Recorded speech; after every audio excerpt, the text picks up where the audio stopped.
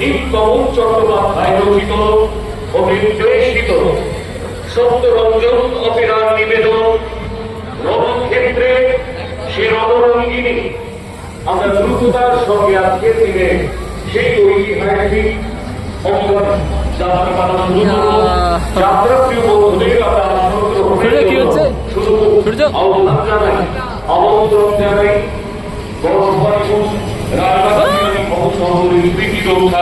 সমিতির পক্ষ থেকে।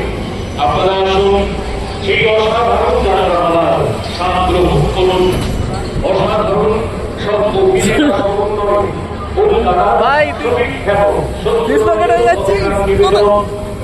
রণক্ষেত্রে সে রণরঙ্গিনী।